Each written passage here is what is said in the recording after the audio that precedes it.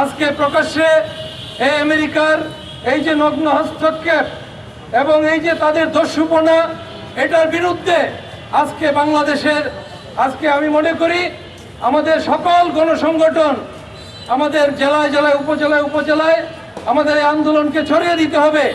আজকে সারা বাংলাদেশের মানুষ, সাধারণ মানুষ আমেরিকার বিরুদ্ধে। আর এই যে আমাদের লুটেরা সরকার, যে সরকারি ক্ষমতা আসুক, তারা হচ্ছে এই মার্কিন সাম্রাজ্যবাদের পৃষ্ঠপোষকতা অথবা দালালি চাটুকারির সেই তারা ক্ষমতায় টিকে থাকতে চায়।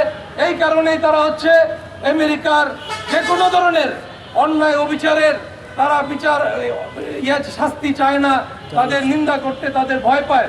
যেখানে আজকে সারা বিশ্ব ফুঁসে উঠেছে এই পাগল ট্রাম্পের বিরুদ্ধে, এই পাগল ট্রাম্পের অন্যায়ের বিরুদ্ধে, আর সেখানে আজকে আমরা ঘরে বসে থাকতে পারি না। আজকে প্রয়োজনে আমাদের এই বাংলাদেশে যে মার্কিন দূতাবাস আছে তাদেরকেও আমাদের কড়া হুঁশিয়ারি এই বাংলাদেশের জনগণের পক্ষ থেকে দেওয়া উচিত। অতীতে যেরকম আমরা দেখেছি বিভিন্ন দূতাবাসে আমাদের বিভিন্ন ভাইয়েরা, বিভিন্ন সংগঠন, তাদেরকে আমরা কিন্তু আজকে দেখতে পাচ্ছি না।